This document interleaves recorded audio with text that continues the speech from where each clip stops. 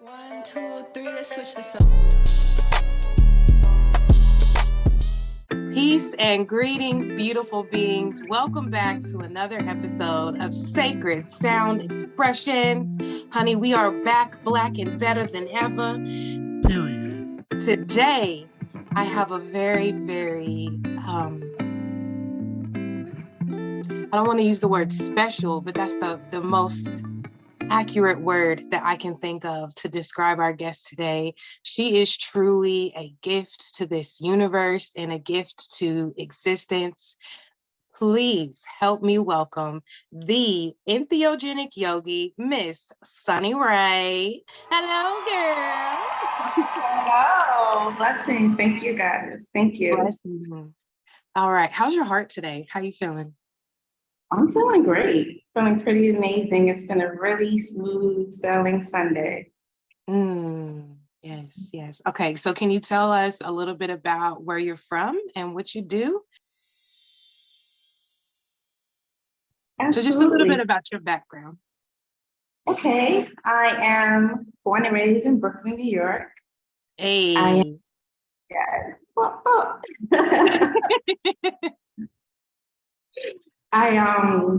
I attended New York University. I received my master's from there, and I became a speech language pathologist. I've got tenure, 12 years now. I've been a speech therapist, and about, I would say 10 or 11 years ago is when I was first introduced to yoga. I attended a yoga session after my kickboxing session, and I just remember being a hot, wobbly mess. I could not, standing in one position was causing me to sweat and shake so much. And so naturally, I became curious after that, and I continued to practice. So as of now, I am still a speech language pathologist and also a yoga instructor, and I am a energy healer, Reiki energy healer. That's what I do. Awesome. Thank you. So entheogenic yogi, can we separate the words, describe like what they mean? And then what does that mean when you're putting the words together? Yes. So in order for me to explain that, I do have to give due diligence and credit to the ancients and where this originally stemmed from, came from. So I have to talk about the psychedelic origins of yoga, because before yoga, there were mushrooms. Right. So it all began very early on. I would say the Indian Sudras were drinking psychedelic blends and conversing with yogic insight and astral traveling to multiple dimensions beyond this one. And that was yoga. Sitting down and drinking psychedelic tea and astral traveling to other dimensions. So you can find evidence of this in the Vedic sutras and the Ayurvedic texts, and they all describe a sacred drink called somarasa, which is said to beget eternal life. Somarasa is also called Amrita, and it is a Sanskrit word which means nectar of immortality. So in the Rig Vedas, you will find a text, or you could say a hymn about Soma, and it's titled the Soma Mandala. And some of the passages literally describe the power of somarasa, but similar substances can be harvested through plants and herbs. There's so many entheogenic plants and so many entheogenic herbs and teas. There's a lot of teas right now that I'm actually exploring that are psychedelic in nature that will take you on a trip. So the Soma was going to be first, somarasa. So I'm then going to read, to take a line out of the Rig Vedas that I wanted to read. And it says, we have drunk Soma and become immortal. We have attained the light, the gods discovered. And that comes directly from the Rig Vedas, from the Soma Mandala. So it's known to be true that the Soma drink contained a powerful entheogen. Now, they were just trying to discover what entheogen is it? Is it rhubarb? Is it cannabis sativa? And they all came to the conclusion that it was mushrooms. That was the entheogen that was in the soma tea. Mhm. So besides this one, there are other I would say psychedelic substances that have been used to give us this altering consciousness. I would say that plant intelligence has basically informed all of human consciousness since the beginning of time. All of our ancestors have been taking psychedelics, and it has advanced the entire civilization since the beginning of time, all the way back to Africa, back to the Kemetic civilization. And so I did want to provide just a few references of information for anyone who is wanting to explore this a little bit more. I did read an article called The Oldest Hallucinogenic Mushrooms in the World by Giorgio Samorini. And what he said was that the historians have documented the use of magic mushrooms as far back as 9,000 BC in North Africa indigenous cultures, and that there are rock paintings depicting magic mushroom rituals. And the Kemetic civilization, even before that, around 4,500 BC. That's the one site, one article that I read into. The other was called Primate Religion and Human Consciousness. And that article cited opium. It talked about opium and ritualistic celebrations dating back to the Neolithic period. Wow. Right, exactly. That was news to me. I did not know that. There's one that we are familiar with, which is ayahuasca. It talked about the Amazon region and ayahuasca, which means the vine of the soul or the vine of the dead. Amanita muscaria, which some of us are familiar with, and that's been used for millennia in shamanic rituals in Siberian cultures. And I received that information from an article called Siberian in Mesoamerica, Use of Hallucinogenic Fungi. And one more that I do want to cite is Soma, the Nectar of Gods. So the shamans achieved altered states of consciousness through ecstatic dance, tobacco use, hape, for that, and other psychoactive substances. So we know that plant sacraments have been vital to the exploration of human consciousness and the design of this life that we live and the life that we will always live. And yoga was created through a similar pathway. The Soma was known as the god of ecstasy, and with his nectar, Amrita, being the food of the gods, two would come together to create a magic tea that predates yoga. All of this information, basically, it breaks Soma down into 3 parts. So Soma is known as a god, and is believed to be the personification of Soma juice, the magic tea. It's also known as a plant, as an inner Soma, and it's also known as a secretion that can be released from your pineal gland throughout your entire body, bringing you pure bliss. So those are the 3 different levels of Soma. So when we talk about entheogenic yoga, entheogenic means to generate the God within, and yoga means you.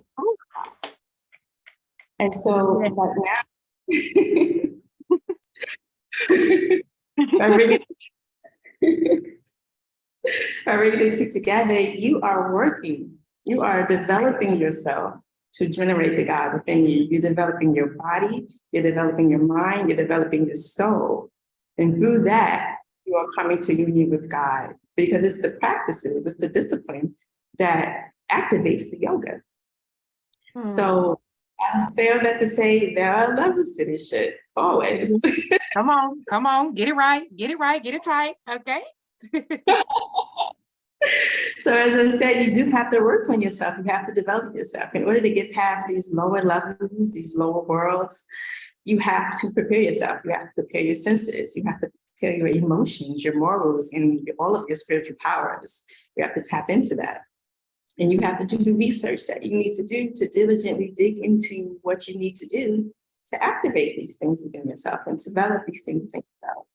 When you leave this dimension and you go to a higher world, it's just like being here, this school, this university that we're in. You have to develop yourself to get to a certain position in life to get to a certain place, to be respected, to be admired, to even be listened to.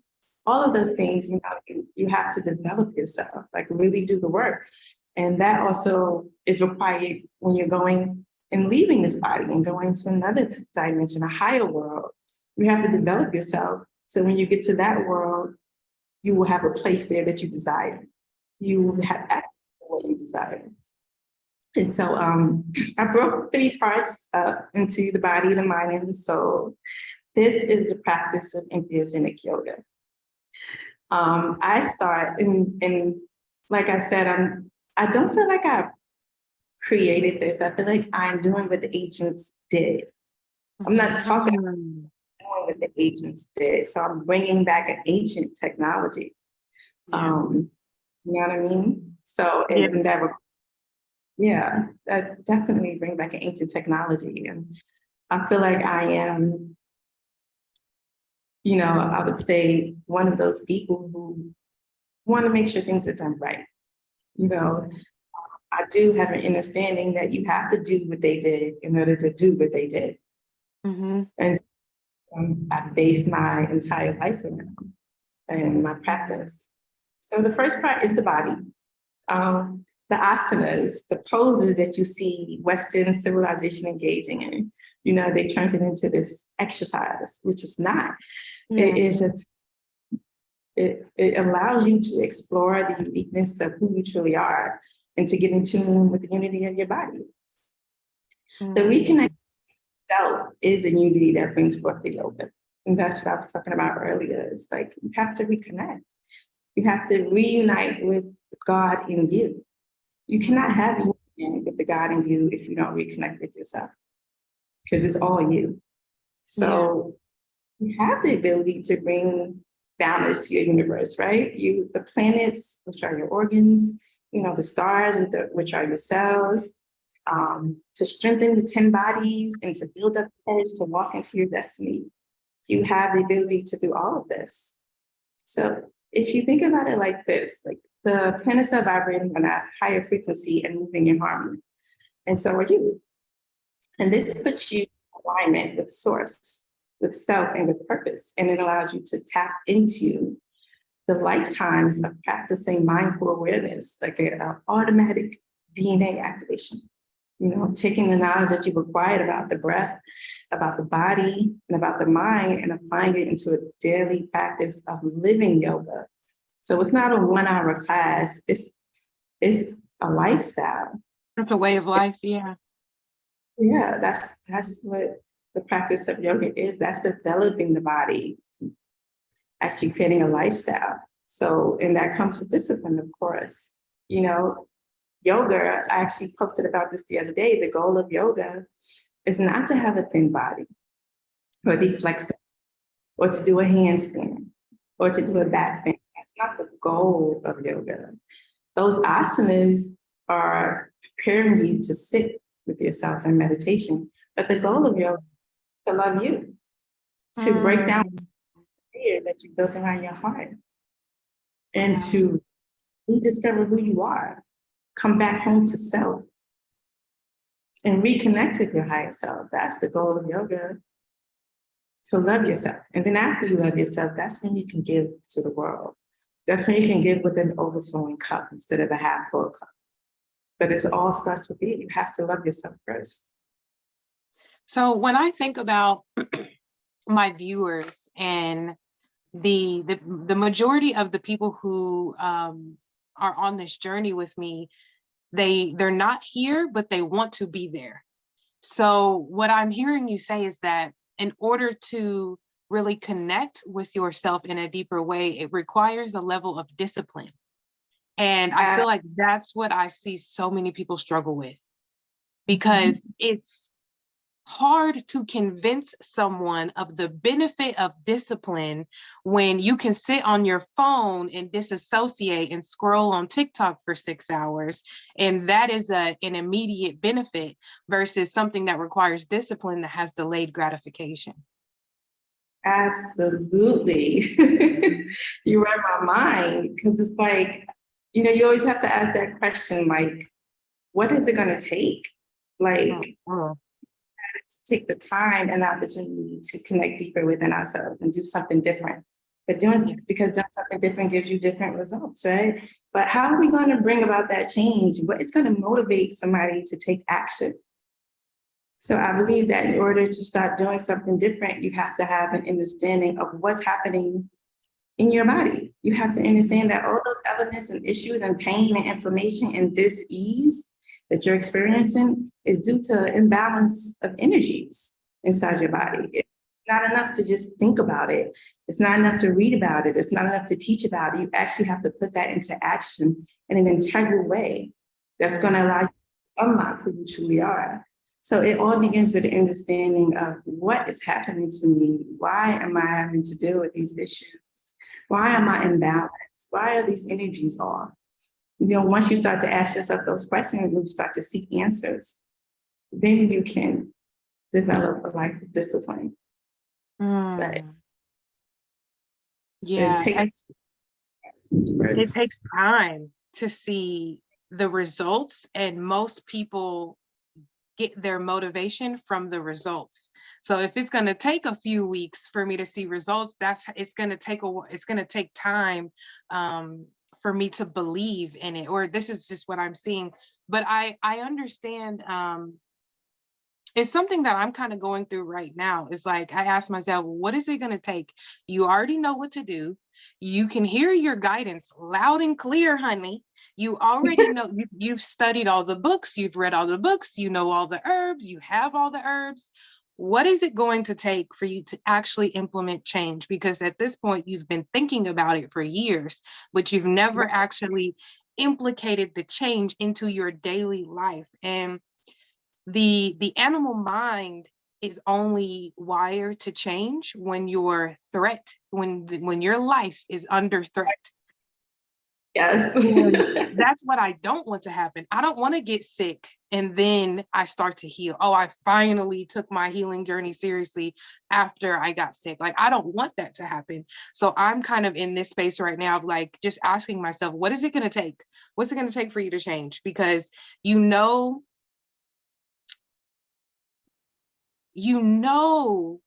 that something better is available. Or is that it? Is that the belief I'm struggling with? Do I really know something better is on the other side? Telling you, this is something that I came across last November. That place between knowing and doubt. And it's like when you know something, you know it, like you know you're a woman, like you know the color of your skin, like you know who your mother is. But when you doubt something, it's like you don't feel like that. Like this, when you know, you know. But if you don't feel that knowing, like there's some doubt there. There's literally some doubt there. And I've had it. I've experienced it as well. I've had to say the same thing to myself, like, you have everything you need. Use it.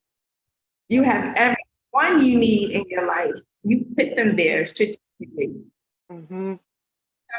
Like, I've come to that point as well too. And for me, it took isolating myself and removing myself from everyone and everything that I was familiar with. I had to remove myself from all distractions, no matter what it was. I had to leave the country. So,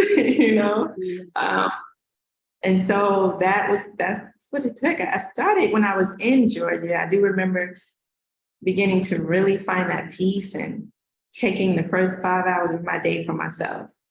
And then when my life got chaotic, I always remembered that peace. And I knew that I had to get back to that if I was going to get to my next level. That's a good point, because that's something that I recently evaluated, is that every time I made a significant transformation in my life, I was not in this house. This is my family home. Every time I had a significant, like, full transformation is when I left this house, because this house has like all of the childhood traumas, the generational cycles, like everything is here. So I feel like I'm just not in a spiritually nourishing environment. Like, yeah, the bills are paid, there's food, there's water, but I'm not being nourished spiritually in this environment. So every time I had a big transformation was when I was in a home that was feeding me spiritually. So I feel that urge too to like leave this country, because low key this country is fucking with me. Um so I want to say I wish I could do that, but I'm a creator. I can. But I You're know really- there are many people who feel stuck here. So do you have any maybe like advice for people who can't immediately change their environment? Like, what can we do? How do we embody a new frequency when we're surrounded by the old frequency? Ashe. And that brings me actually to the next part of our practice, which is the mind. Mm. And so that requires meditation. It really, really does. Requires that bringing stillness to the mind and shutting off the programming that is telling you, I can't, or it's not going to happen, or I don't have help, or I'm not good enough, or who's going to, all those questions, the constant replaying of these stories that we've created for ourselves. Shutting off the monkey mind and really coming to that 0 point where there's clarity, where there's ecstasy, where there's the ability to be all-knowing, clearing the conscious mind and identifying patterns from the womb and glitches and this incarnation that are keeping you stuck. Mm-hmm. So you really have to like break through your subconscious stories. Exhale, you have to forgive. You have to start to harmonize with wholeness and remove all of the illusions of pain and childhood trauma and tribal imprinting and social imprinting and become yourself. And that I have been able to achieve that through meditation. And that's something that I recommend. Like, if you practice meditating, it can take your mind. I mean, you can manifest, you can envision the life that you want for yourself, and you can call forth leagues of the highest masters, the ascending souls and angels and ancestors and new babies to come to earth and break every chain. Ashe. You have to believe that if everything is working, it's always working in your favor. And if source is fully abundant and wants nothing more than to create through you, then everything is in divine order. And anything outside of that truth is an illusion.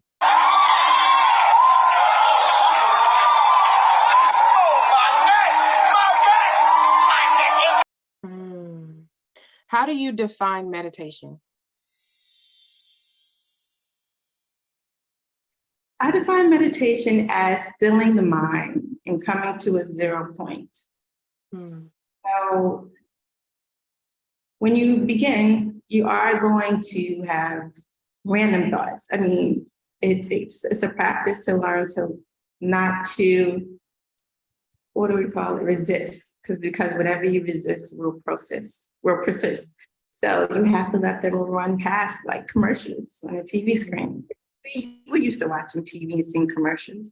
So you have to identify it as just that. In the practice of yoga, you can find an external object to focus your mind on so that you're not getting stuck on your thoughts. So you can start with an external object and then they can become an internal object. And you find a way to let those thoughts just pass. So, that's another one. You can even start to count them if you want, so you can just know how many different things you think about in one day. And then once you know that, you have that awareness, then you can actively start to bring that number down. Like, okay, I'm not going to be thinking about 20 things a day. Let me cut that down. If this even comes up in my mind, I'm cutting it. Cancel it. Like, you can cancel your dreams, you can cancel your thoughts. Yeah, that's right. Yeah, absolutely. It reminds me of a meditation I did a few days ago where, for one, I have not been consistent. I'll just admit that right there. So when I sat down to meditate, what I just like come into like a quiet space, and envision a projector, and then my thoughts are just like rolling, like credits. They're just rolling. And the more I detached, the meaner the thoughts got. And I was like, oh, you really want me to identify as this mind because you're trying to attack me emotionally so that I stay identified through my emotions. And it's like my mind was thinking of things I haven't thought about in years, the things people did to me when I was 12. I was like, you really are trying really hard to convince me that these thoughts are nothing but little clouds floating in the sky. Absolutely. Oh my goodness. One thing that I have realized is that daydreaming is also meditation. And it's something we for kids. It's effortless and you go right into it. But the thing is that we were never taught that that's a meditation. So we come out of a daydream and we just toss it to the side. Oh, but one thing that I am going to start practicing now that I have that revelation is a daydream journal. Like when I come out of my daydream, I'm going to write down what it was where I was, because you are traveling during that daydream. You have an experience. I'm going to learn to stop canceling that out, because that is effortless meditation. It is something you've been doing since you came into this dimension. You know, those but yeah, those thoughts are something else, boy. I'm sorry. Like, you're really trying it. But for me, that was almost an indication that I was onto something, because I was like, why are you trying so hard to convince me to stay in my mind?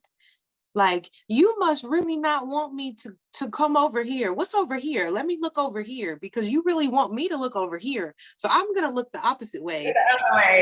Yeah. That's dope.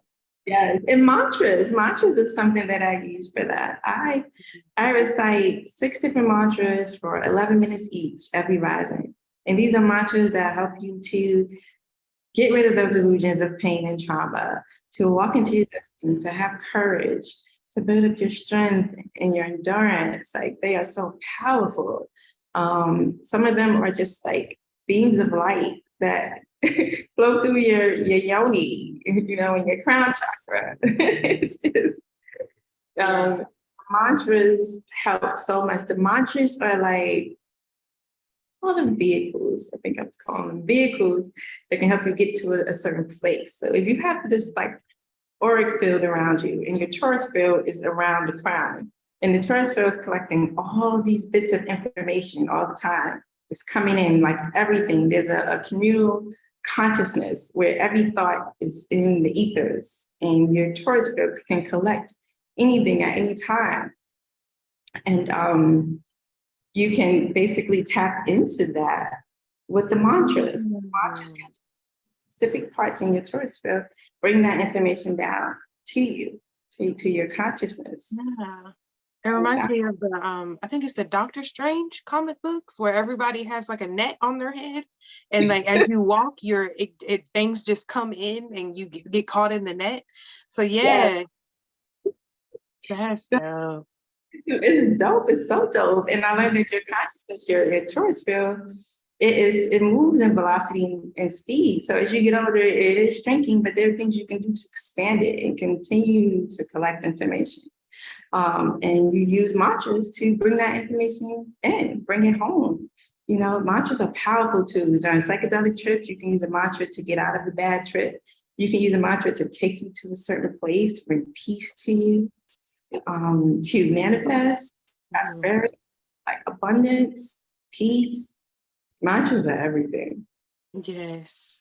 I'm gonna have to maybe like at the end of this episode, if we could just go over one.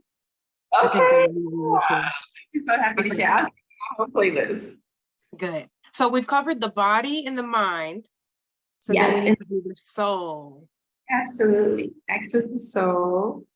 So the soul, I feel that you're able to tap into that with the soma. So now we're coming back to tea.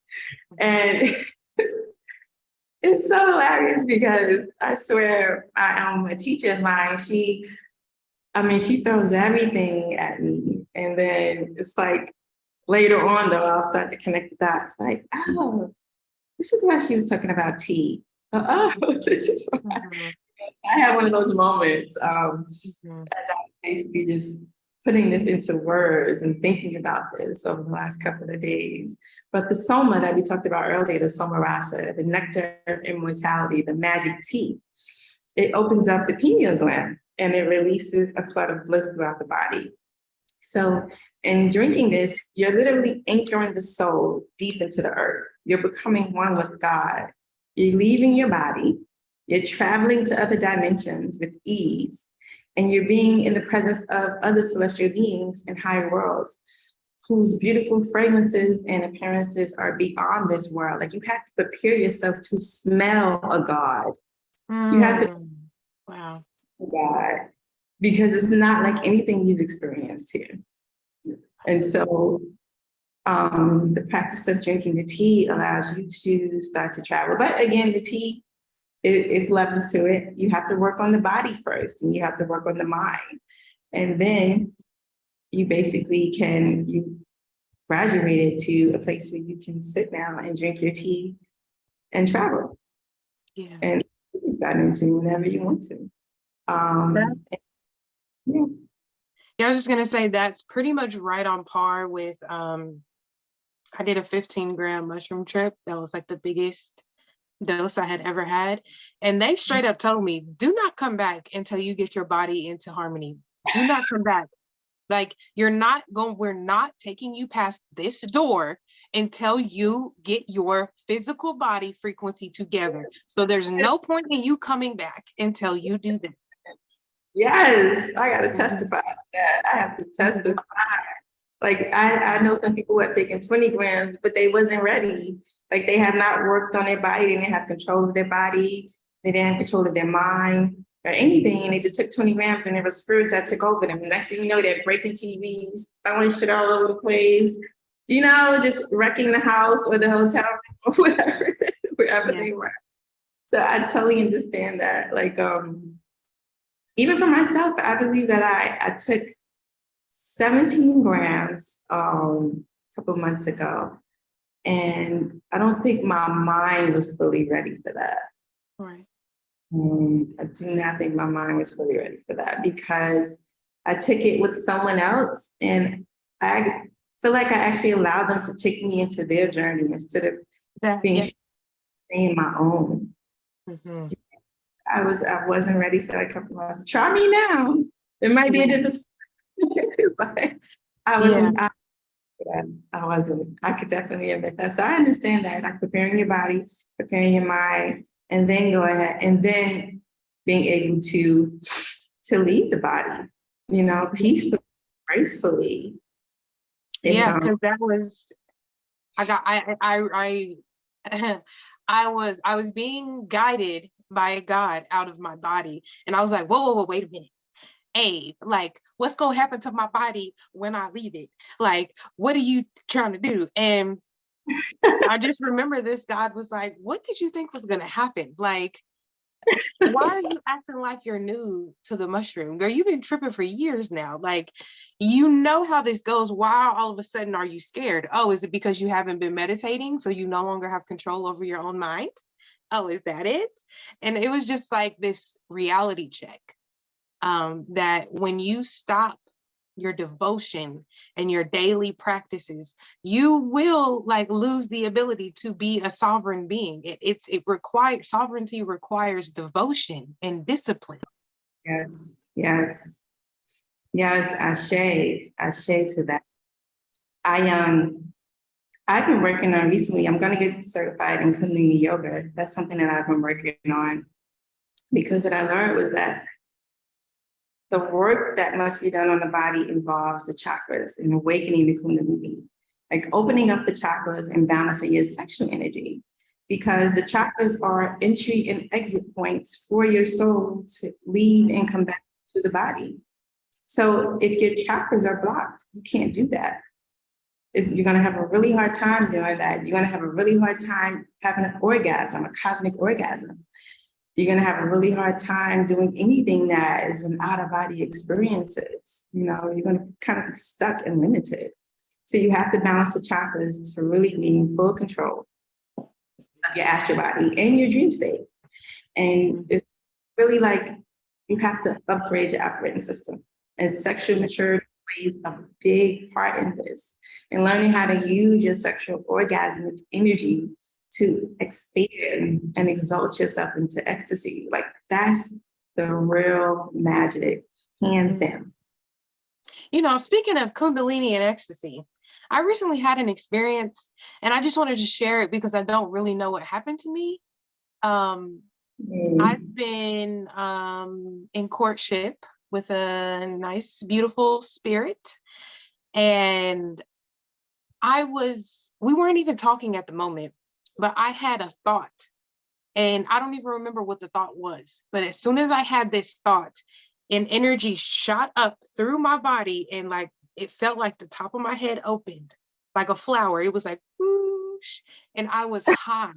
No, I was literally high for 6 hours to the point where I was begging for it to go away because I was just so high. I didn't know what to do. I just sat in the floor for 3 hours because I was so high, I didn't know what to do with myself. So I've just been referring to that as a Kundalini awakening, but I don't know if that's what that actually is. But yeah, it just felt like the top of my head opened up like a flower and I was just in complete bliss and harmony for hours. It was crazy. Sounds like it. Now there's different ways that it can come about. Like you have to seduce the Kundalini. Mm-hmm. You have to seduce it, and that's what Kundalini yoga teaches you, to seduce it, to slowly open up the chakras and slowly rise up in heat and you know, that in a slow, enticing, seductive type of way. Because if the Kundalini hits you too hard, it can knock you out. It can have you in heat for, like you said, for hours when it just hits like that. But that definitely sounds like a Kundalini rising to me. It sounds like you can definitely rose. And that's really amazing. I think any way that happens is amazing, really. Yeah, I think it's because like we had just gotten off the phone. So I think the conversation was kind of like the seduction, and then I don't even know what the thought was, but it's like something clicked in my mind. And then it was just like whoosh. And it was freaky, but also it felt good. It felt really good. That's cosmic orgasm. That's yeah. It was pretty awesome. But after 6 hours, I was like, okay, can I go back to normal or what? And I explained to my beau what happened to me, and he was like, the thing about it is you're gonna grow to the point where you can sustain that energy longer. Like you'll eventually be able to operate in that energy, and it's like normal for you, I guess. Like I guess it normalizes out or something. I don't know. But basically I completely he explained it like I exceeded my upper limit. Like I went farther than I had ever gone before. So when you go farther than you've ever gone before, it's freaky, it's uncomfortable, even if it feels good, even in like orgasm or joy or happiness. If you're past your threshold, it's uncomfortable. So it's about like raising that threshold and that upper limit so that you can imagine operating daily, like from that energetic, fiery space. Yes. Yes. Yeah. Like, what did my teacher say? She calls us prosperity whores. When you're awakening Kundalini, and operating in that space, like prosperity floods towards you. Like everything is prosperous in your life. You know, that's where I want to be. Yeah. Yeah. And I've definitely seen an increase in abundance just from not necessarily that one time, but just spending more time with myself, and in a place of relaxation and joy, like just relax into the flow versus trying to like swim, like just like letting the current take me. Mm. Yeah, I've seen some things come in. Mhm.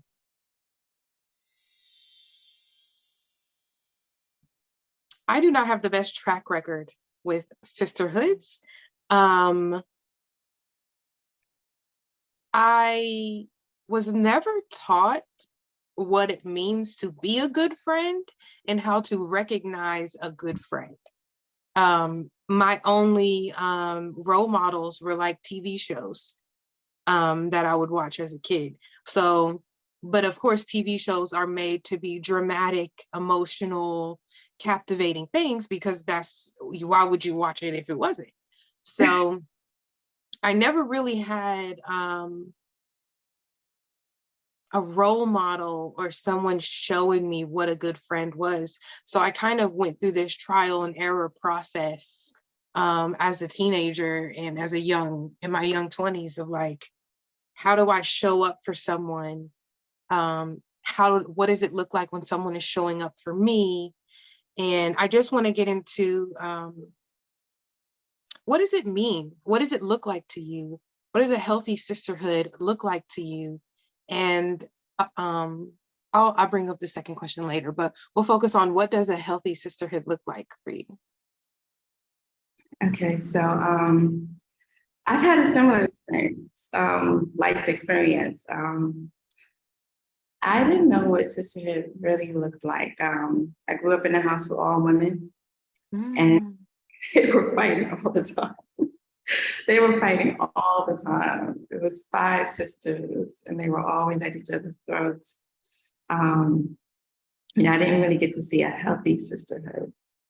And I would say even now, the way that they speak to each other is just so aggressive and I would say mean. That's I don't want to mimic any of those relationships. But for a long time, I realized that I did. I was attracting other females in my life who were aggressive too, and mean, and we would argue and fight. But it was one rule: like we couldn't physically fight. We physically fought that friendship. Yeah. So we argued all we wanted to. But I also realized that, you know, because of that, I started to have fewer and fewer female friends. Mhm. Now, as an adult, as a 39-year-old adult, Get to be at our time of life, What do you mean our time of life? You don't know how old I am. You forget. You people don't never know how old we are. I realized that I could not get through the rest of this life without my sisters. I used to have tons of male friends and maybe 2 female friends. And I could tell that I got along better with men. Mhm. And I couldn't do women because of all the gossiping and arguing and fighting and competing. I just couldn't do it. And in corporate America, that is what you're supposed to. Women are afraid to give each other a compliment. And they're competing to be the only Black person in the room. And they're fighting instead of loving. They're abusing and using instead of giving and truly caring authentically for each other. Yeah. And I was in eight until about, I would say 5 or 6 years ago. I was in that space until I entered a space with a woman who is one of my spiritual moms. She straight up told me, when you come in a space, you are going to talk to each other. There is no eye rolling or staring at each other. When you leave the space and you see each other in the street, you're gonna say hi to each other and have a conversation with each other. She was like, and when you're in here, you're gonna love on each other because that's what sisterhood is about. Mhm. I'm getting a little emotional thinking about it, but Mhm. I started reprogramming my mind. Mhm. And it was a great experience to feel safe in the presence of another divine feminine. It's so healing, Mhm. knowing that you can let your guards down and speak free, vent, and scream and cry and be angry and whatever it is that you need to do and not be judged because she knows who you truly are. Oof. And that what you're going through doesn't define you. She knows that. Literally waiting for you on the other side because she knows that you're going to come through. Yeah. Stronger, braver, more resilient, and with all the keys. With all the you notice set that for you. She knows that for greater love, for greater joy, for a greater you. Yeah. Whew. Girl. Because there was a time where I didn't have any sisters. I mean, I have my blood sister always, but I didn't have a sisterhood.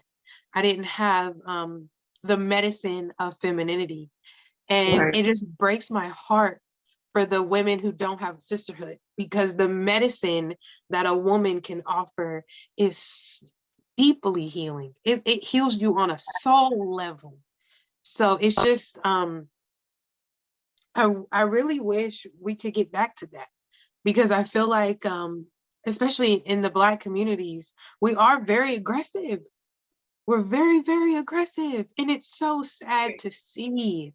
Yes, we're in our masculine all the time.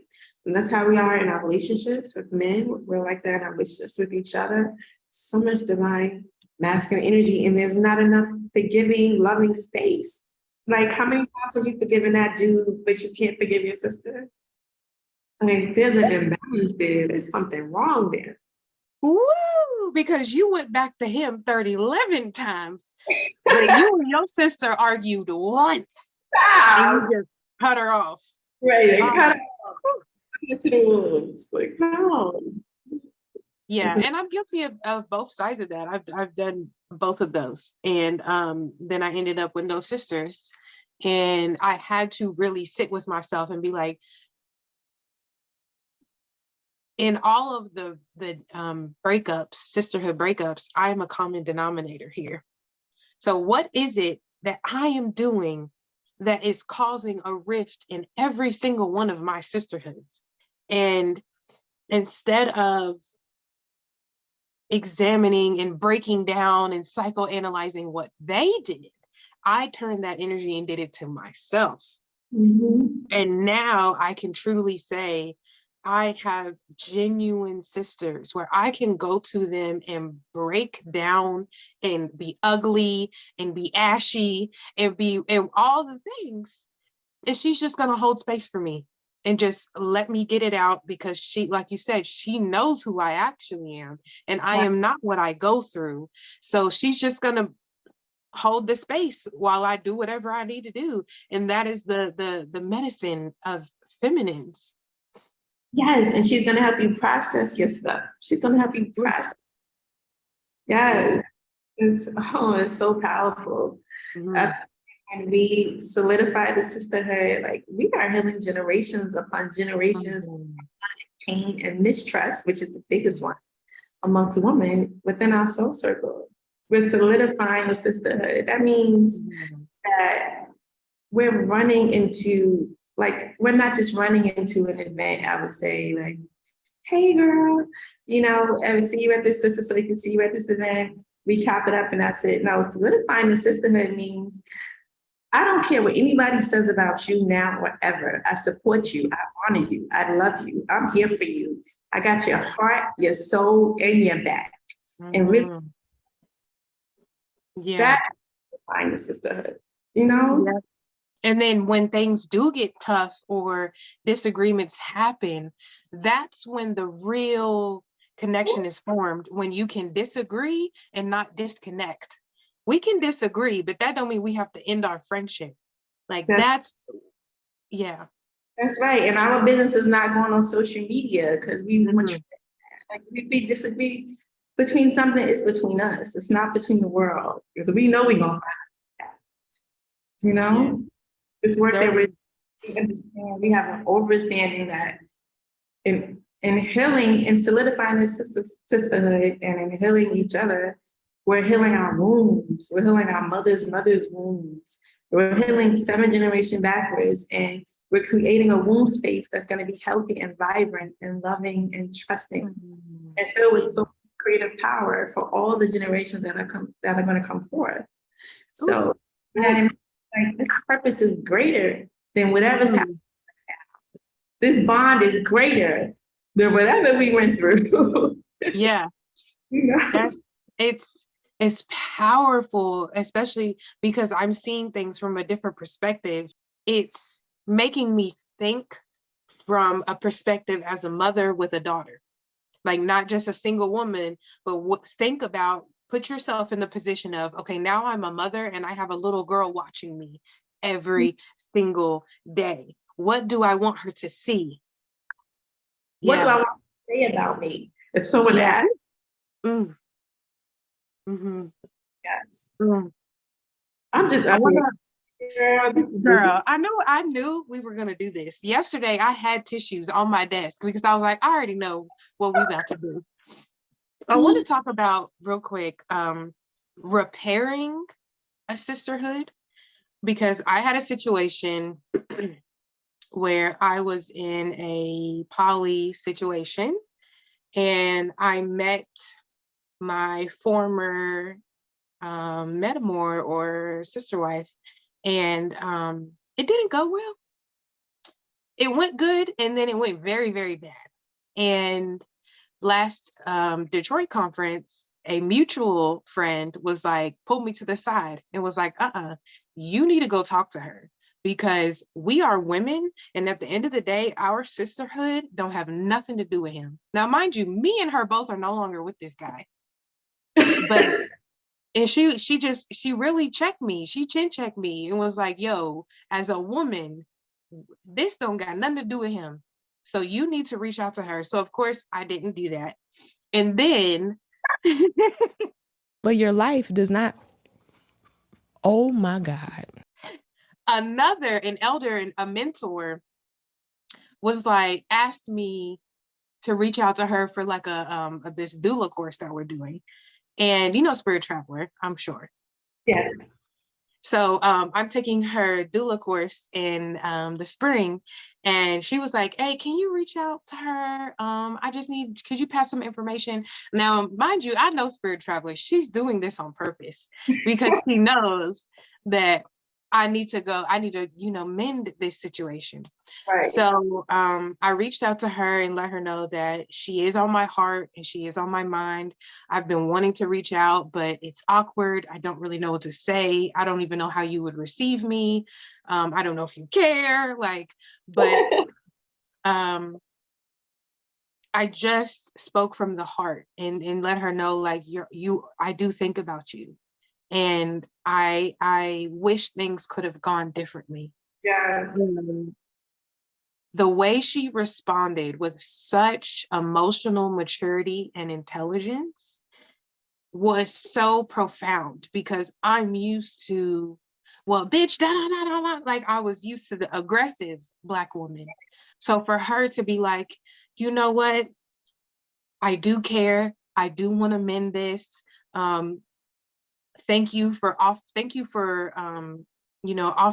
you forgiveness and all these other things. And I don't know, she just helped me forgive myself by extending forgiveness to me.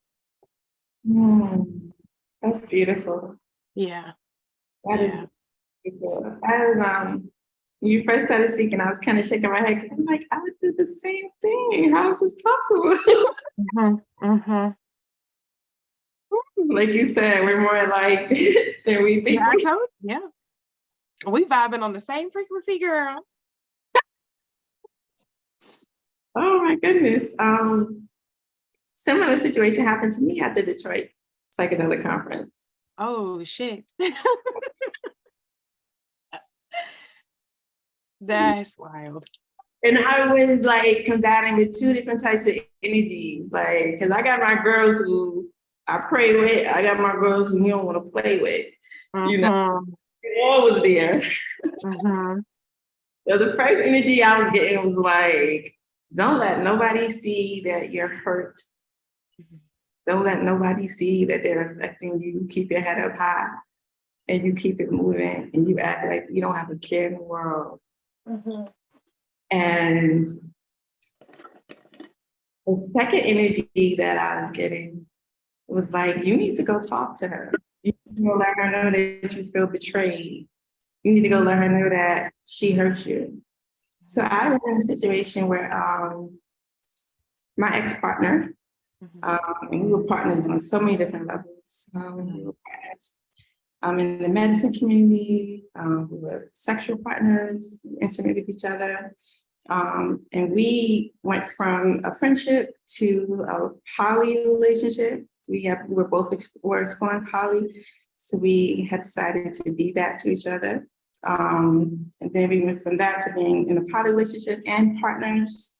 And then we went from that to being just partners. Basically, the dynamics of our relationships has changed so much over the course of the time that we were together. And so he showed up at the conference with a woman that I had invited into my home, that I had met in sacred ceremony with. Basically, someone who was new to the medicine community. And he showed up at the conference with her, and this was after we had separated. We actually weren't even speaking anymore. And so the conference was maybe about 4 months after that, he showed up with her. I felt betrayed by both of them. I felt like he using the ceremony space as a hunting ground for women. He actually said one time too, like, I don't know, I might find my future wife here. And I was like, I took it as a joke, but I was really looking, really serious about that. And so anyway, so my homegirl was like, you need to go speak with her. So I did. I went and I told her, I just want to speak to you heart to heart, from goddess to goddess. I understand both our roles in this world that we're creating in this community. And I understand that both our roles are very important. And so I also have an understanding of a lot of the men that are in the community are operating out of their sacral area. They're operating out of those basically lower chakras. And they're not activating the crown. They're not activating the third eye. They're not operating from that space. And so I told her that I believe that he, first of all, I told her that I felt I was hurt. After he and I had separated, for her to show up with him felt like the ultimate betrayal. Felt like the ultimate betrayal on both parts, but I wanted to address her because I really believe in sisterhood. And I came and poured my heart out. I was just like, hey, like, you hurt me. You're showing up here with someone that I used to be with, and and he hurt me. It takes a lot of courage and strength for me to come and speak with you. So I did want you to know that, and I'm grateful that you are receiving me, letting me have an opportunity to tell you how I feel. And I just hope that you have the courage too, to sit and to and speak with her from your heart, and to let her know, I don't want to fight with you. This is not a competition. You and I are sisters, and there should be nothing but love between us. I don't want to go around feeling the way that I feel about you, thinking that you're going behind my back and trying to betray me, or trying to compete with me, or just being really dishonest and hurtful. I don't want to think those things. So I want to speak to you one-on-one, and I want you to tell me what's going on. First, let me say I am genuinely sorry that happened to you at the conference, because the conference is meant to be this place of love and joy, and you were a speaker and you did such an amazing job. Like, I hate that was what was on your mind, when this is supposed to be a place where you come get spoiled spiritually. So I'm sorry. Like, I know that you can handle it, but also I'm sorry that you had to experience that as well. Because I know firsthand how hard it is to be vulnerable and to put yourself in a position to be just like attacked. Like she could have really gotten upset with you. So thank you for your courage and your strength and your willingness to heal their sisterhood, because even if that conversation did not result in you two mending, as far as the collective feminine sisterhood, there was a mending and there was a healing. And I'm just very grateful. I just really want to express my gratitude for your courage and your bravery, because whew, honey, managing these emotions is crazy. Exactly. I'm on that same vibration. I feel like I didn't come there to deal with personal stuff. I came there to, like you said, be showered with love and give love and just have an amazing, beautiful time and be in an amazing, beautiful healing space and just to connect with the family, the cosmic family, you know. That's what I came here for. I did not come there to deal with my personal stuff. And here it was, right in my face. You know? Like, you're gonna deal with this before. Yeah, universe be like, all right, so boom, we gonna do it like this. I know this wasn't what you were thinking, but this is what we about to do. But real quick, I want to go back to something a bit more serious, because there is a manipulation and a perversion in the spiritual community that is very, very, very, very dangerous, because it is masked as spirituality. But really, it's manipulation, it's gaslighting, it's perversion, and it's lustful, and it is an entity all on its own. And I'm seeing it over and over and over. And it's something that happened to me where it was essentially psychological abuse. Psychological manipulation and spiritual abuse. And the reason why I call it abuse is because this man was well aware of what he was doing. He's done it to many women, and he purposely goes for women who are in the middle of their healing journey. So, you know, your old life is calling your name, your new life is calling your name, and you're in the in-between. And he will purposely go for women who are healing. And that is sick. It's sick that you would do that to someone. And it happened to me, it happened to her. Last year, I ran into another young lady that dated this man a year prior to me. Same exact story from every single woman. And nobody is saying anything. Nobody is calling this out. Like, this man just walks around these conferences and psychedelic spaces, and y'all think he's this nice guy, like, and that's not what's happening. That's not, but none of us are speaking up. So nobody knows that this man is out here abusing women, using them for their energy, and then tossing them when they are no longer of benefit to him. It looks like this is interesting. Yeah, I didn't even mean to do that, but here we are. It needed to be done. Because it's happening right in front of everyone's face. It is. And I can speak to that too. I had a sister that came to me recently and was like telling me about a relationship that she had been in with a brother who's very well known in the spiritual community. And so this is what happened first. Atlanta formed a conference, not a conference, a council. They formed a council because there has been so many reports against men in the spiritual community who have been using and abusing women, who have been taking advantage of women while they're under the medicine, you know, who have been faced not with good things, who have been predators and using the space as hunting grounds. So a council was formed with men and women, and they decided to call certain people in that they wanted to remove from the community. Like, you're no longer allowed in the Atlanta spiritual community, like, you're done, type of thing. So they came out with this letter, and I posted it.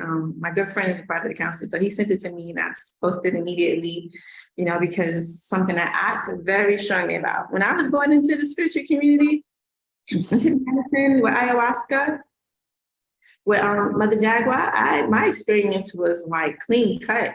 There were no men talking to women alone. If a man was talking to a woman, there's another woman there, another facilitator in that space to make sure that no one is going to leave the space thinking something happened that didn't happen, or making something up, or whatever the case is. They just wanted to make sure everybody felt safe. And so that's the way I intended to move when I began holding ceremony at my house. And so I made it very clear to the men that were there, like, we're not talking to women during ceremony. You're going to do that. If you are talking to a woman, make sure another woman is present, but overall, there's nothing to talk about until integration. Let people go through their journey, let them have their experiences, And so once that letter came out, the woman contacted me and she told me that she was being abused in her relationship. And she was like, I've just been experiencing emotional abuse, mental abuse, spiritual abuse, and she was just like, I don't want to sound like I'm trying to throw him under the bus or bring him down or anything, but I just want to be heard. Mm-hmm. I want you to hear my side of the story. I want them to hear me because I don't want to have to stay quiet. And I that situation, and I was like, wow, I've been quiet. I have not said anything about the hurt and betrayal, that I've experienced. And the fact that this person is still out there and able to do it to other women. So who am I? Like, if I don't say anything, like you said, in these communities, things keep going on. Oh my God, last year alone, I had one of my spiritual moms who was always posting, and she was putting it out there. Like, men are taking advantage of women and they don't think there's going to be any consequences to it. And she was posting that a lot. Like, every month she was calling men out. She was calling them up. She was confronting them. Elders, youth, all men. She was not playing any games with that. Yeah. You know what I mean? And so I was just like, I had a friend that said to me, like, if this man did all these things to you, if this man treated you this way, then why would you allow him to be around other women and not say anything? Because he continued to do the same thing. And I had to say that, like, wow, she's right. She's absolutely right. But I still had to build up the courage to say something, even after that. And once this woman called me, I said, you know what? She said that, like, I don't want to, and that's the thing you don't want. You don't want to seem like you're just this bitter woman or trying to ruin someone's life. But it's like, no, this really happened to me. This is who this person is. And nobody else, nobody knows it. And he's going to be able to keep going around and manipulating and using till someone says something. Like, when are we going to say something to stop this from happening to other people is the question. Why are we keeping these things to ourselves? So I'm a part of that. If you want to be spoken about in a good way, then you should have acted accordingly, tried. Honey. Right. Honey. Exactly. Honey. What's wild though, speaking of spiritual mothers, one of my spiritual mothers saw us at the 2020 conference together. And I remember she just looked at me like, all right. And then when we broke up, she messaged me and was just like, I knew you could do it. I knew you were going to see through that. I'm like, good job. Like, I knew you could do it. Because I feel like she knew, had she said something while I was still in it, I would have rebelled and gotten defensive because, honey, the ego does not want to get called out. It will fight. So I just wasn't in a place even to admit to myself that I was being abused, because I feel like if I admit that, then I'm this weak, feeble woman, and it's embarrassing to admit that. Like, it's embarrassing to say that I was in an abusive relationship for 3 years. Like, we're not talking about a small amount of time. Like, this was 3 years of my life. And I allowed him to do so much and kept giving him pass after pass after pass. And now I know it was because how the relationship was set up like a drug. So like when you need he would leave me, breadcrumb me, leave me begging for more. And then once I'm like done with this shit, then he like gives me a whole bunch of love. But a week later, it's back to the never answering the phone, never responding to messages, like leaving me on red all day. Like, so it was this back and forth, this love, hate. It was attachment. And when you're in the middle of that, it's very, very hard to see what's going on to you. But you can feel, you know something is wrong, but at that time, I just couldn't see a way out. And I was too afraid to be alone. And I was convinced that I was never going to find a better relationship than this, or I was never going to have love again, which in hindsight, ridiculous, crazy. But when you're in the middle of it, it can be so hard to see a way out and to see a better life on the other side. And do you remember what I just said at the beginning of this phone call about believing that devotion and discipline can lead me to a better life? Ooh. Yes.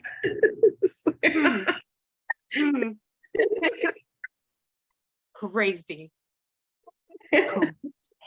Wow. Ashay, I agree with, like, oh my gosh. And it's because I think that we get stuck in those thoughts because this person is playing on your self-esteem. They're playing on your self-confidence and your self-worth, and they're making you feel that way. They make you feel less than you are. They don't see you. Yeah. And they don't see the God in you because they don't see the God in themselves. Mm-hmm. And that's what it is. They do not see you. And so it's like an object. You're a thing. You're a thing. You're something to you. You're something for the moment. You're something for now, like you said, until that person finds another yoni that they're interested in, that they can manipulate, and then they move on. The person I was with too, I felt like he was going after women who were in the middle of their healing. Mm-hmm. He was like new to the medicine, new to business.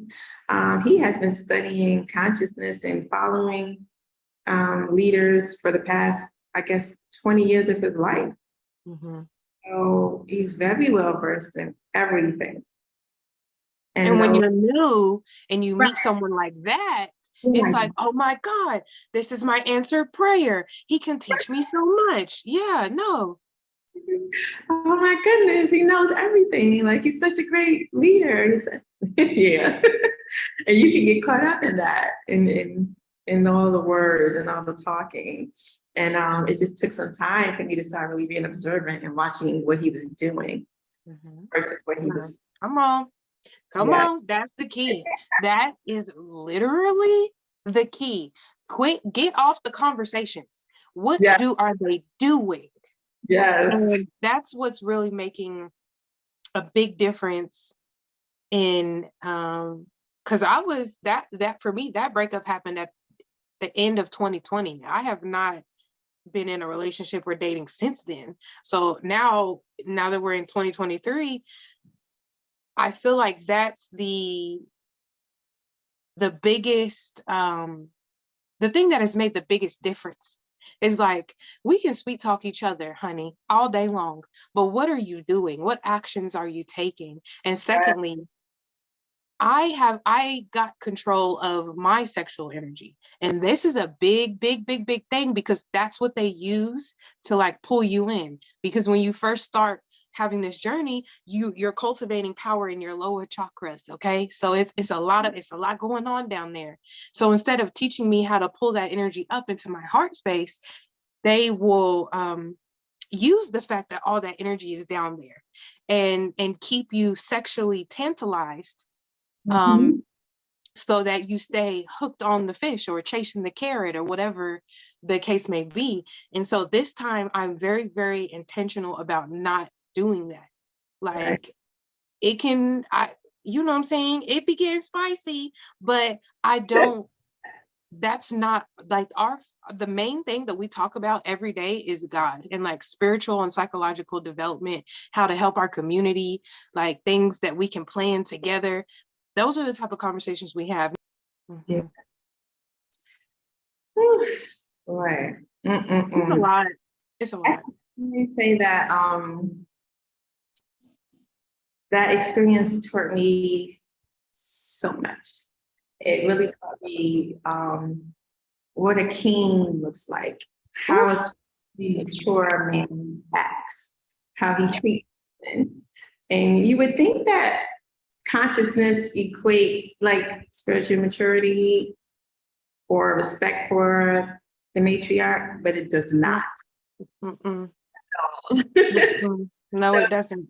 Yeah, that's how I was fooled. I'm thinking like, oh, this brother's highly conscious, very intelligent, but that does not mean that he respects the matriarch. That does not mean he respects women. He can be highly conscious and still sleeping with 5 different women and using them for whatever he want to use them for, whether it be sex, connections, money, whatever, you know. And that's the circumstance that I was in. Like I had to realize that, like, wait, one does not equal the other. You know, so because of that, it's like I did have an experience around kings who were spiritually mature, and the love, the respect, the elevation, the added value, the honor was there. Yeah. And that's what we're calling in. We're calling it elevation, we're calling it added value, and we're calling and honoring the Black woman. We are. That's what we're calling in. And as we spoke about before, you know, now I know what love is and what it is not. Definitely, I know that now. I know that I can identify someone who is a loving person, who is just radiating love versus someone who thinks that what they give is love.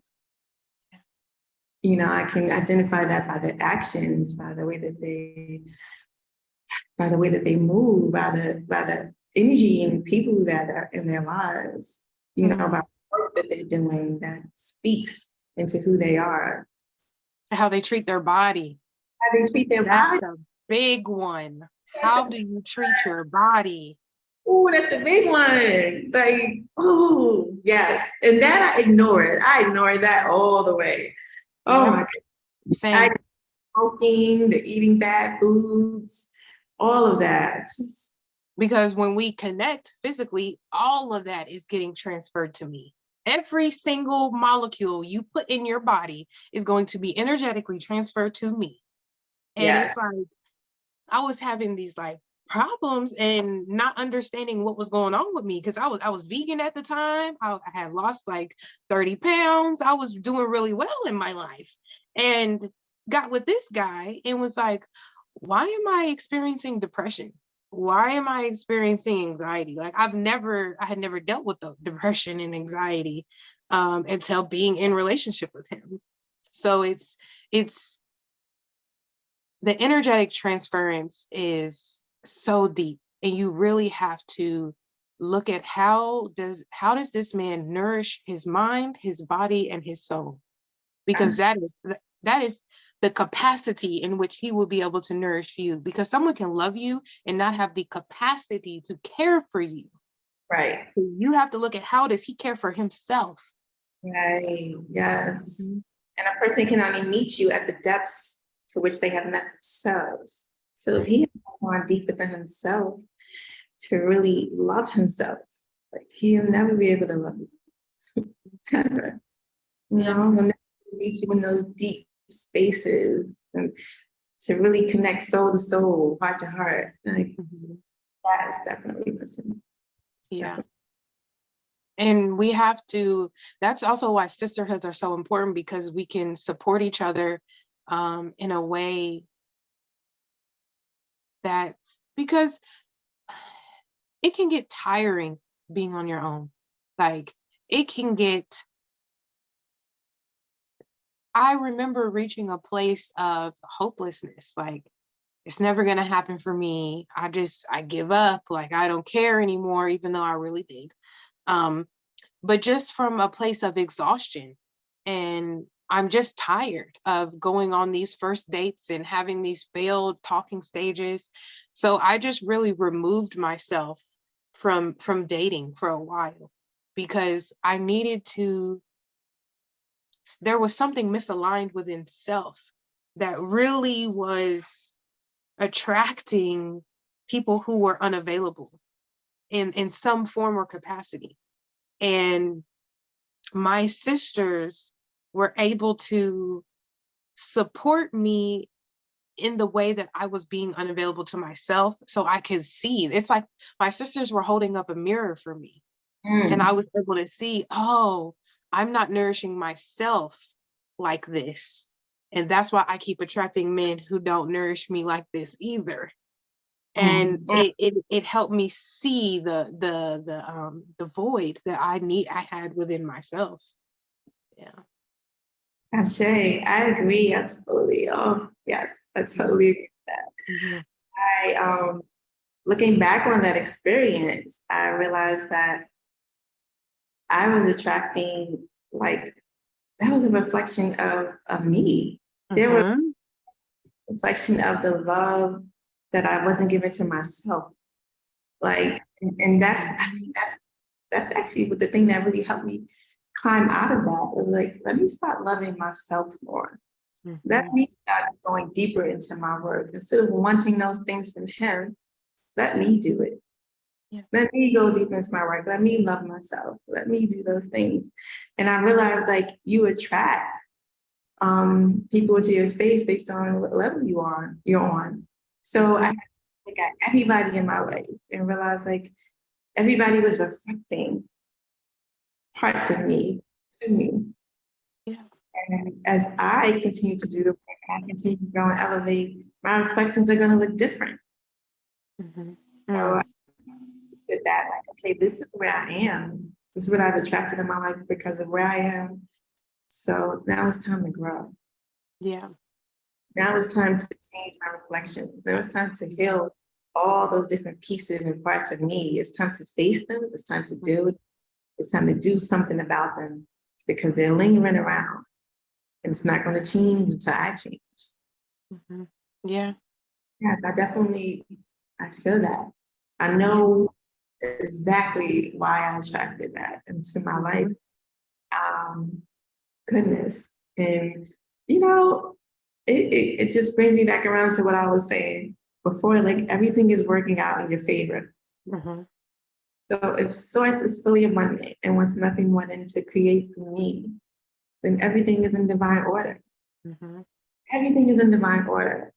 That all these different people and scenarios in my life that I set up to teach me lessons, to grow and learn from, because that's basically what it is. It's like I set all this up because I knew there were lessons that I needed to learn and things I needed to grow through. And so I believe even that was something that I had set up. You know, coming into this dimension, I knew that I needed to, that self-love was going to be difficult for me because of the environment that I came from. You know, that not even just self-love, but being able to see a true king. You know, being able to move in my softness and my divinity. Those are all lessons I've learned in that experience. And I believe I set it all up so that I could evolve, so that I could get to the next level. That's right. And it posed a pretty interesting question in my mind just now. And so as I'm, because I agree, like, same thing. I would even say I needed that relationship and I created that relationship in order to trigger the things that I was not addressing within myself in order to bring them to the surface so that I could see them for what they are, which is lack of self-worth. It really all boiled down to lack of self-worth. And just the inability to even see myself. So my brain posed the question of, if we both feel like we needed those experiences, or we really, really gained something beautiful out of those experiences, why try so hard to remove those people? To take those people. Yeah, not out of your life, out of the community. And from the next woman. And that's a hard one to answer. It really is, because it's like, you don't want anyone else to feel the pain and the hurt that you went through. You wouldn't want that on your worst enemy. Like, you don't want no one else to go through that. But at the same time, it's like you can't stop anyone else from learning their lessons. Yeah, you couldn't prevent it even if you tried. Right. You try to block other people from learning their lessons, it's going to backfire on you. You know, that's what the ancestors said. I know that to be true. Like, you really can't stop other people from learning lessons. But at the same time, it's like letting the pedophile run free and let them just keep molesting children. Like, that's a hard one, right? That's a complex one, because I've been in a situations where, like, I was saving someone from their own karma as a means of, it was basically a savior complex, essentially.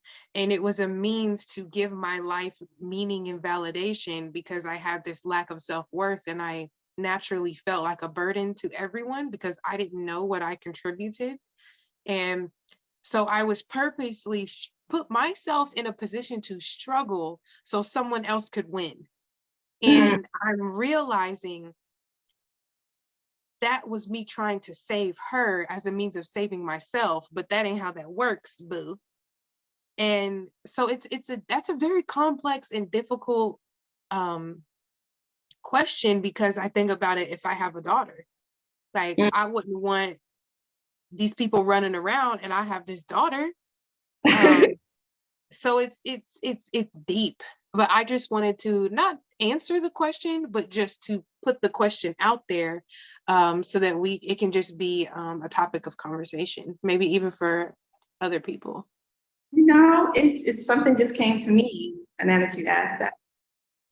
So inadvertently, we cannot stop someone from experiencing their karmic lessons, because we try to stop this person from entering into their lives, they're just going to show up as another person. If it's meant to happen, it's going to happen, because they have to go through their karmic lessons. That's true indeed. I think that what I'm coming to the conclusion of now is that maybe our position is not to have them removed, but to just share our stories.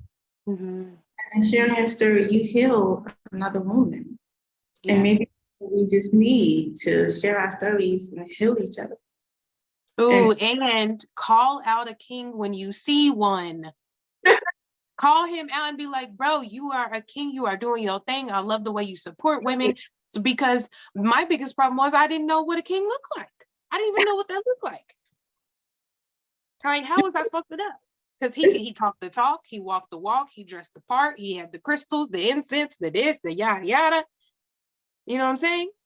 I'm telling you, my ancestors don't play about me, because they were bringing other men in my life who were kings. And they were showing me, like, no, this is how you're supposed to be treated. So I had to take a look at that, like, hold up, the person I'm closest to, most intimate with, treats me the worst. And these men here, they honor me and respect me and show me unconditional love. What am I missing here? Why am I not getting that from the person that I'm giving my all to, that I'm giving everything to, that I'm loving unconditionally? Why is it not being reciprocated? So yes, yes, I shade to that. We are to continue showing, and we are to continue healing each other through our stories. Like, I've been through that, and I came through it, and now I got the keys. So let me help you. Let's support each other. Let's be there for each other. Let's keep the sisterhood bond. solidify the sisterhood. Oof, listen, Ashe, we have been here for about an hour and a half. I think this is, yeah.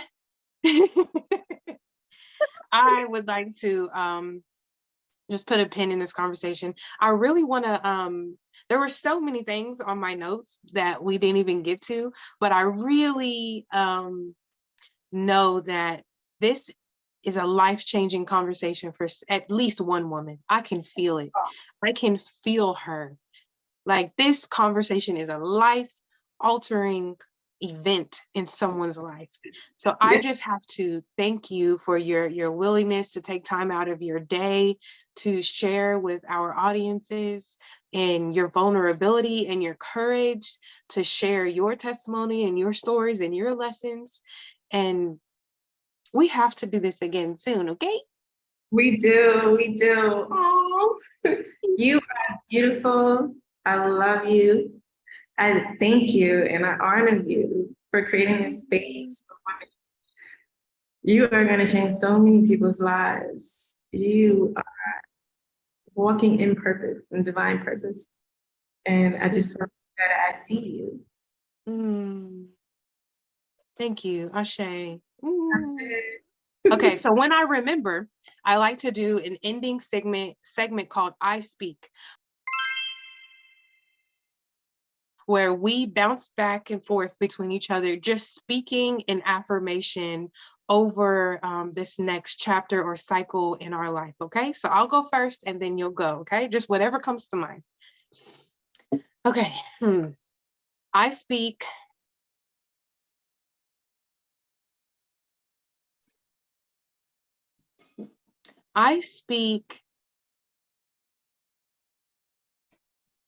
I'm trying to figure out how to word it. I know what I want to say, I just don't know the words.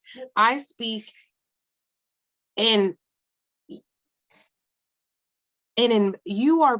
speak in abundance at a level where you are just embarrassed with like richness and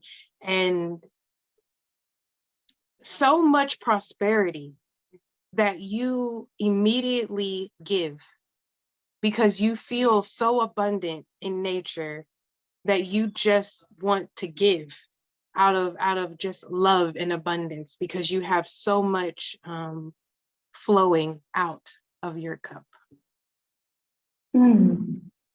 I receive that. I speak I speak love and prosperity and wealth and abundance and overflow of everything into your life. For you, first and foremost, so that you can heal yourself and heal your mind and elevate your soul. As journeys coming your way, boundless journeys, like to every place that you could ever imagine. I speak new teachers coming into your life. I speak just, oh my goodness, so much knowledge, so much truth, and so much healing coming from your voice, coming from your words, coming from your purpose, coming from your platform. I speak elevation. I speak love, divine love, unconditional love, sister love, king love. Come on. You're literally taking the words out of my mouth. That's what I was going to say. I was like, I speak divine love in your life that honors, uplifts, holistically nourishing, whether it come from a sister, a mother, a father, a brother, just divine, pure love in its essence, that just the presence of this love, sitting in the presence of this love immediately inspires and motivates and helps you continue to uplift and encourage others through your medicine practices, through your yoga practices, even in speech pathology. You are moving with the divine current and the flow. And it's funny because you are the one person, like I've interviewed 13 people, I think. You are the one person where the scheduling issue didn't bother me, because I I wasn't bothered at all because I'm a planner. Okay. I arrive on time, everything. And with you, I never felt any type of discord. Like if we had to rearrange or push, like I felt no resistance because I knew that when the time was right, we were going to align and have an incredible conversation. Yes. So I didn't feel the need to pressure when that was going to happen. It's going to happen when it happens, and I'm going to chill. And I'm grateful for this because I get to take this and put it in other areas of my life. Shay, I felt the same way in my heart. I was like, this is going to be one epic conversation. I just knew. Yes. Mm-hmm. Thank you. Thank you so much, sister. We're going to go ahead and end this episode. Where can people find more out? How can people follow your journey and find out more about you? I am on Instagram as the Entheogenic Yogi, no spaces. I am also on Facebook as Suniray Ballard. It's my government name. Let's see, Instagram, Facebook. I do have a Patreon account. You can find the link on Facebook or Instagram. And that will allow you to book private sessions with me. I do offer private sessions for individuals and for groups, for retreats. I'm also a retreat host. So I host a retreat quarterly throughout the year. We visited Mexico twice. And the next destination is Bali, Indonesia. So that is exciting. Oh my goodness, so exciting. We're gonna have Qigong and transformational breathwork, Entheogenic yoga classes and workshops, of course, mantra, yantra, tantra classes, Torbakesha. We're also we're gonna go visit the teachers and the shamans that are there who have this information that's been passed down through their lineage. You know, they're gonna sit you on the sacred mats and tell you about your life. Visit the sacred temples and the waterfalls. We're going to make offerings that we're going to give to our ancestors. We're going to do so much. We're going to learn how to make all types of herbal drinks that are sacred to the land. We're going to learn culture, of course.